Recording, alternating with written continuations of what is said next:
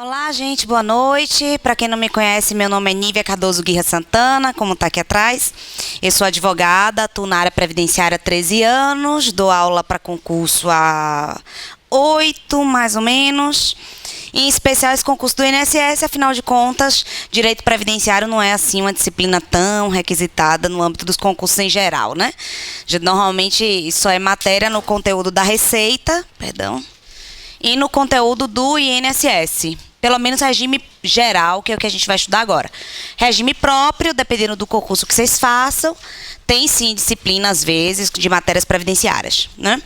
Mas como o que nos interessa é o regime geral de previdência social, é basicamente para esse concurso, é a matéria mais forte desse concurso que a gente está estudando hoje, que é o concurso para o INSS, né? Técnico do Instituto Nacional do Seguro Social, tá bom? Vamos tentar abarcar o máximo de assunto. O edital deste concurso veio idêntico ao do ano 2012, embora tenha mudado a empresa que faz o concurso, ela fez questão de repetir o edital. Eu vou falar rapidamente sobre o edital, sobre material de estudo, e a gente já entra no conteúdo, tá? Em relação ao edital, é absurdo, porque o edital é genérico, e ele traz coisas que torna impossível a gente delimitar com exatidão que vai cair na prova. Por que eu estou dizendo isso? Porque, assim como no edital passado, da última prova de técnico, eles colocam Lei 8.213, Lei 8.212, Decreto 3048, Lei Orgânica de Assistência Social, que é 8.854. Ou seja, a legislação inteira. Toda a legislação que versa de matéria essencial e previdenciária. Sendo que na prova passada não caiu uma mísera questão da Lei Orgânica de Assistência Social. E eles pediram no edital a lei inteira. Então, por isso, quando a minha crítica ao absurdo do edital, é porque eles dispõem um conteúdo que eles sabem que eles não têm como abarcar na prova. Tá? Então, qual é a nossa estratégia? Porque não adianta também ficar de mimimi, como se diz na internet, não adianta ficar se queixando. A gente tem que estabelecer uma estratégia. Qual será, então, a nossa estratégia? Nossa estratégia é definir o que é que, então, eles vão querer da gente. O que é que a gente acha que eles devem querer da gente? Bom, no assunto, deixa eu ver onde é que está aqui o mouse, aqui em cima. Vamos, opa.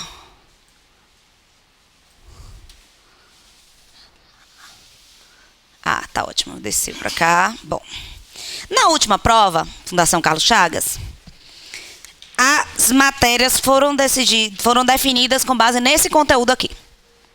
Tá? Nós temos, basicamente, uma parte que se destaca em relação às demais. Concordam? Sabe o que é isso aqui? Plano de benefício. Plano de benefício.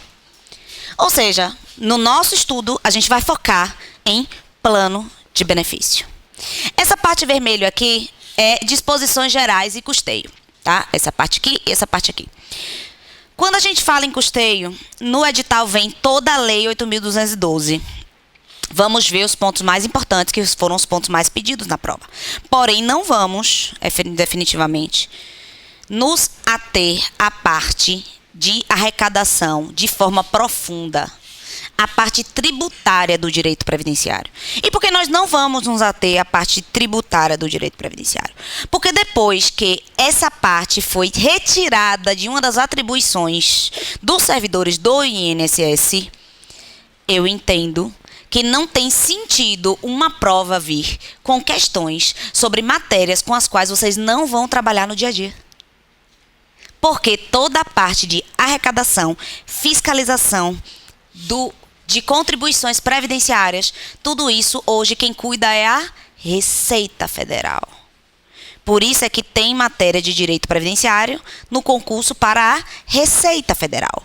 Por quê? Porque hoje a Receita Federal, já tem vários anos, desde a criação da Super Receita, a Receita Federal passou a ser a responsável por arrecadação e fiscalização de contribuições sociais. Tá? Parte tributária. Vamos ver uma parte de custeio? Vamos. Principalmente a parte relativa a salário de contribuição.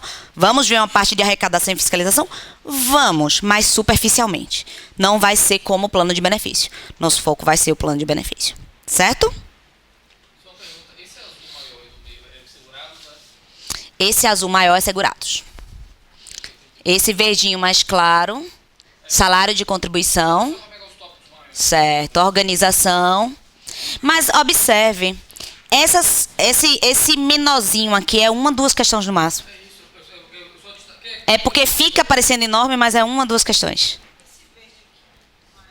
Esse aqui, organização. Organização. Decadência e prescrição, verdinho mais claro. Que foi uma questão. E mesmo assim tirou um filetinho aqui. Esse filetinho é uma questão de cada. Tá?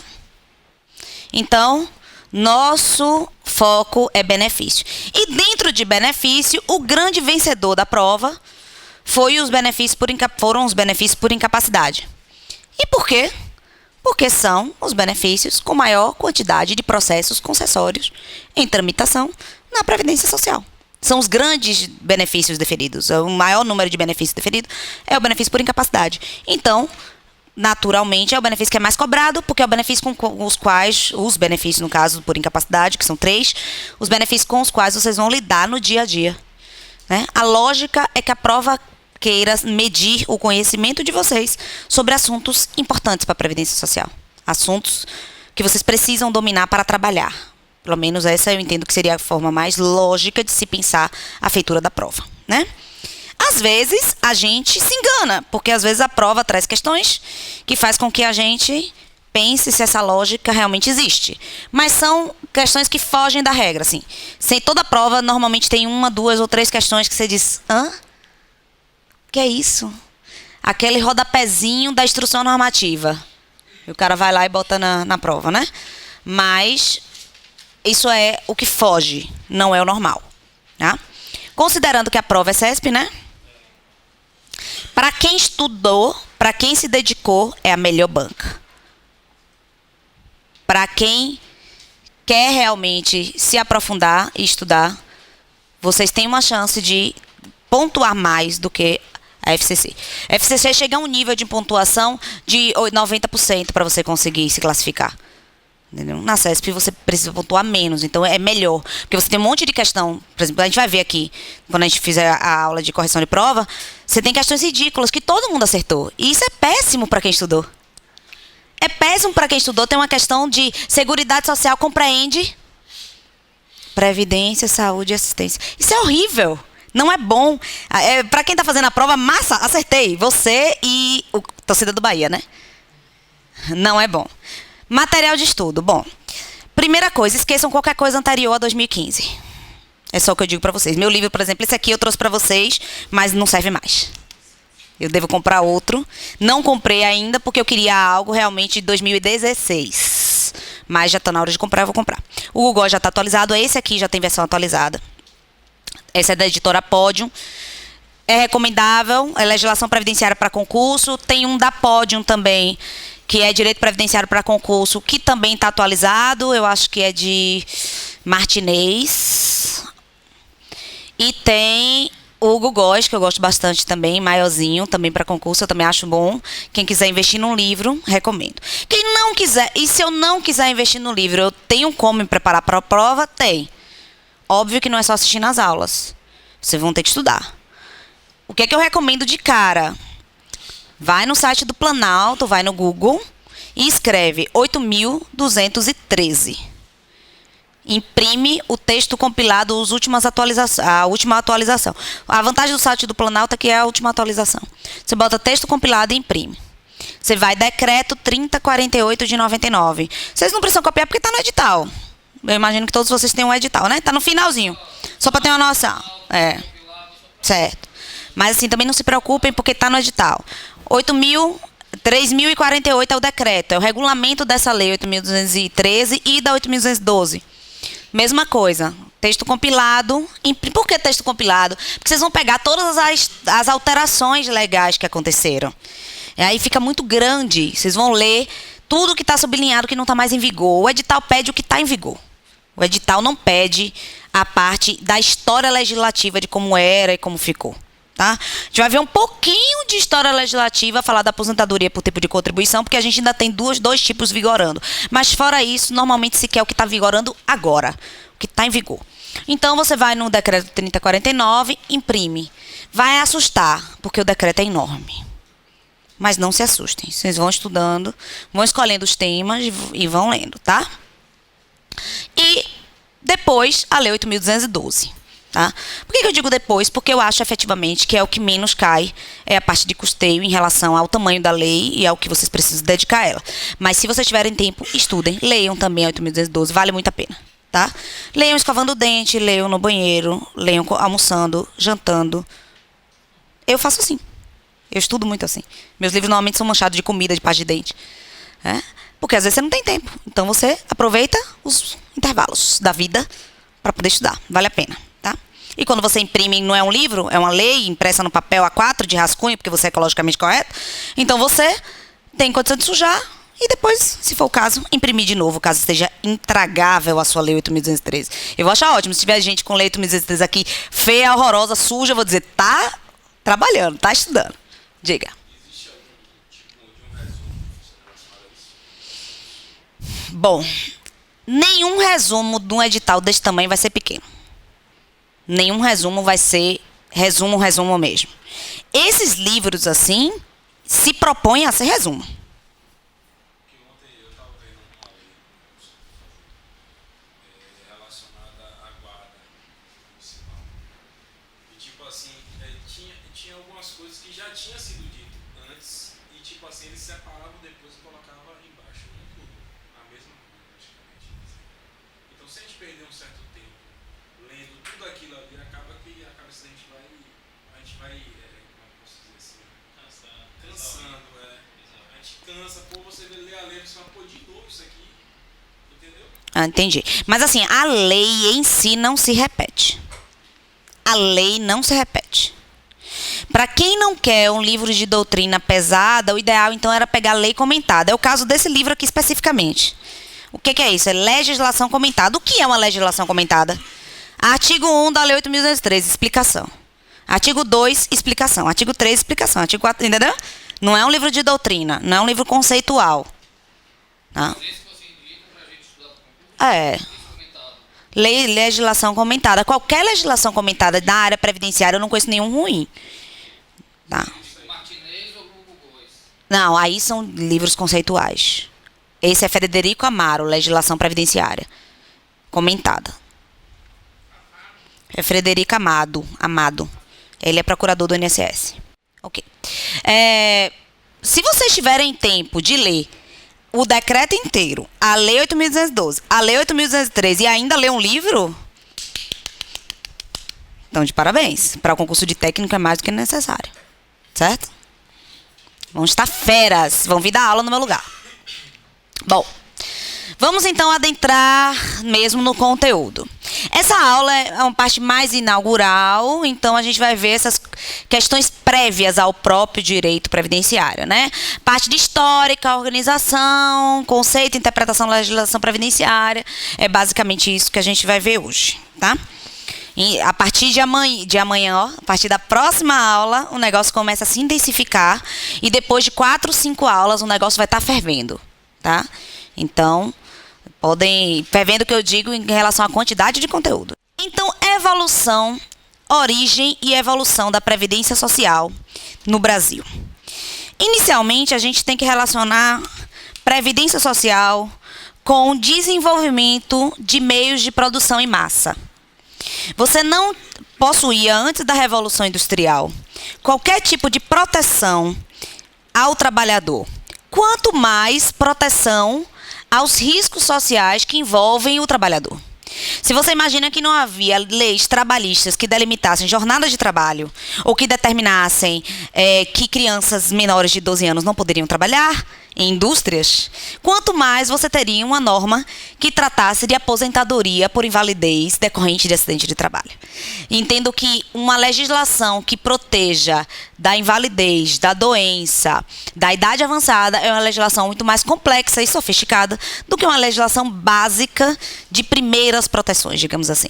Então, a Revolução Industrial ela trouxe um meio de produção que não se existia até então. Você tinha um mecanismo de produção manufaturado, uma coisa em pequena escala, que não envolvia um trabalho de peças, ou seja, você consegue mover muitas pessoas praticando pequenas atividades para que no final gere um produto. Antes da Revolução Industrial, cada pessoa fazia um produto, produzia um produto. E daí que se muda a forma de produção. A mudança da forma de produção muda as relações de trabalho e, consequentemente, muda a relação do próprio homem, do seu corpo, da sua saúde, com a sua forma de produção. Então, essas mudanças decorrentes da Revolução Industrial levaram à necessidade estatal, à necessidade do Estado de criar normas para assegurar que essas pessoas que agora fazem parte dessa produção diferenciada tivessem um mínimo de proteção. E por quê? Porque para o próprio capitalismo é necessário que você tenha pessoas o mínimo satisfeitas no mínimo de proteção. Senão nós temos o colapso social. E o colapso social vem, inclusive, com teorias que não interessam ao capitalismo, de igualdade e de dominação da produção pelo trabalhador. Então, em virtude disso, nós tivemos a criação, primeiro, das primeiras normas de proteção do próprio trabalho, estabelecendo o mínimo de jornada de trabalho, estabelecendo o mínimo de segurança e saúde para o trabalhador. E, posteriormente, depois da criação das primeiras normas trabalhistas, nós iniciamos na Alemanha, a primeira norma protetiva, que visava proteger não o trabalhador no ambiente de trabalho. Até então só víamos normas de proteção do trabalhador no ambiente de trabalho. Passou a se perceber a necessidade de se proteger o trabalhador no caso dele não deter mais condições de trabalho. No caso dele não deter mais força de trabalho. E ele não detém força de trabalho em virtude que a gente chama de riscos sociais. E que riscos são esses? O risco do acidente de trabalho, o risco da doença, o risco da morte, o risco da invalidez, o risco da idade avançada. Todos esses fenômenos são fenômenos que diminuem ou inviabilizam a capacidade produtiva do indivíduo. E a partir do momento que o indivíduo não tem mais a capacidade produtiva, ele não tem mais de onde tirar renda. Concordam? No sistema capitalista é basicamente assim, né? Se você não tem de onde tirar renda, então você precisaria de uma proteção estatal. Nenhum particular vai lhe garantir salário sem você produzir. Então o Estado desenvolveu essa técnica de proteção social chamada Previdência Social. Inicialmente ela teve origem, a criação das primeiras normas previdenciárias tiveram origem nos contratos de seguro. Então, o espelho, a idealização partiu de uma ideia securitária. Por que a ideia de seguro? Porque era o que mais se aproxima da noção de garantia, cobertura e risco. Então, você tem um risco iminente, que é o risco da doença, da invalidez, da morte avançada, da idade avançada e da morte. Você tem uma garantia, que é de substituição de renda na ocorrência do sinistro. E, então, o seguro é a origem básica, assim, não legislativa, mas a origem básica conceitual do direito previdenciário. Embora hoje a noção de direito previdenciário se afastou e se evoluiu e se sofisticou, se distanciando da ideia de seguro, né? Os benefícios previdenciários hoje não podem ser concebidos como um seguro, apesar do INSS ter como nome Instituto Nacional do Seguro, não da Seguridade, ainda remontando a ideia desses contratos de seguro. Algumas características dos contratos de seguro ainda permanecem até hoje. Toda vez que um cliente meu chega no escritório e diz assim, porque eu fiquei doente e aí eu comecei a pagar o INSS para ter direito ao benefício. Aí eu digo a ele, mas só que a origem do INSS a origem da Previdência é de natureza securitária e você pode fazer o seguro do carro que já foi roubado? Todos olham para mim e dizem assim, não. Pois é, esse é um resquício da ideia de seguro que permanece no nosso sistema previdenciário. É a ideia de que não se admite concessão de benefício para doença pré-existente. Não se admite proteção previdenciária quando a pessoa ingressa no sistema já incapaz para o trabalho. É mais ou menos essa ideia de que você não pode fazer o seguro de algo que já está perdido. Se sua saúde, você não tem mais saúde, se você está incapaz. Aí a legislação previdenciária coloca, exceto nos casos de agravamento. Porque você pode ter uma doença, mas você recuperou capacidade, voltou a trabalhar. Depois você se agravou sua condição, ou você passou a ter uma condição ou uma outra doença associada que levou a essa incapacidade que você tinha capacidade e perdeu futuramente. E aí, nesse caso, você vai ter direito. Mas a base da ideia é essa ideia do seguro, que você tem que ter o bem, perder o bem, para que esse bem possa lhe ser segurado. Você não pode já não ter antes de ingressar no sistema, tá? Bom, e no Brasil? Bom, no Brasil, a primeira norma que versou sobre previdência social veio aqui no finalzinho do século XIX, quase início do século XX, em 1888, que criou o direito à aposentadoria dos empregados dos Correios. Sempre há na verdade, se vocês forem ler um livro de doutrina previdenciária, você vai ver que a maioria dos autores falam que o serviço público foi o grande responsável pela criação dos primeiros direitos de natureza previdenciária, porque os servidores públicos sempre foram privilegiados no Estado brasileiro.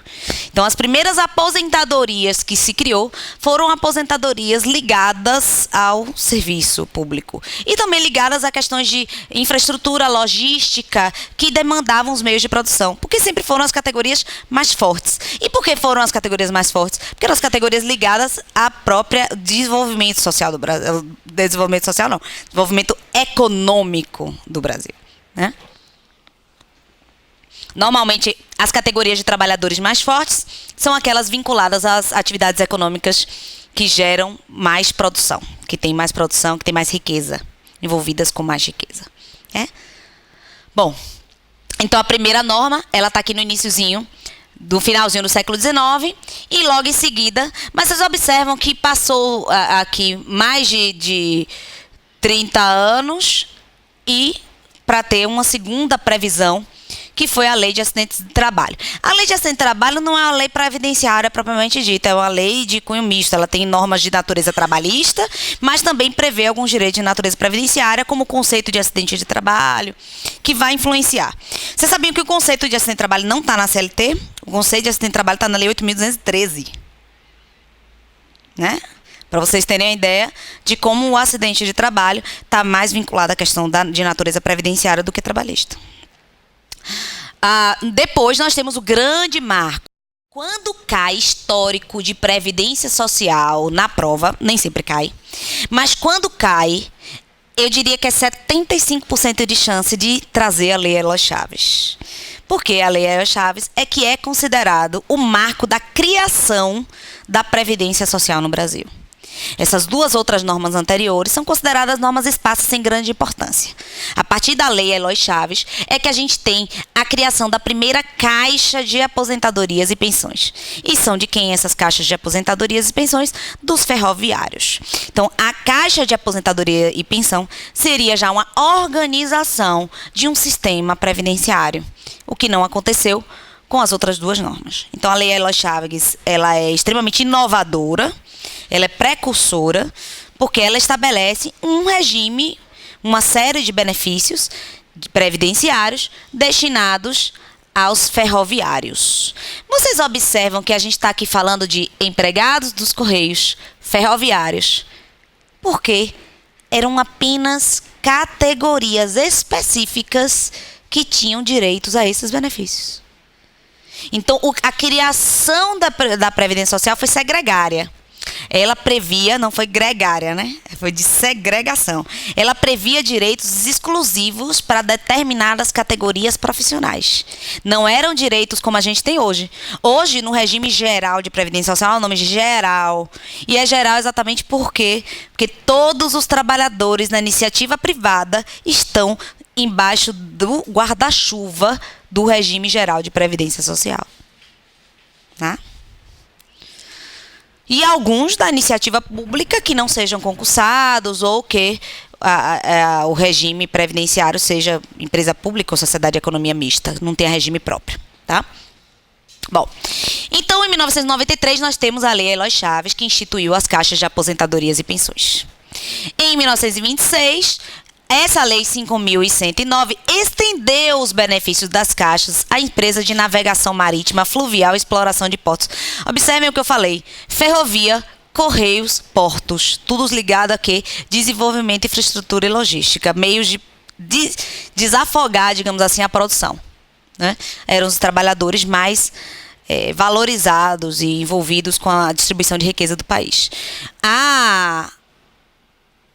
Essa Lei 5.109, ela vai trazer, depois disso, apenas criação de caixas e mais caixas e mais caixas, todas vinculadas à categoria profissional.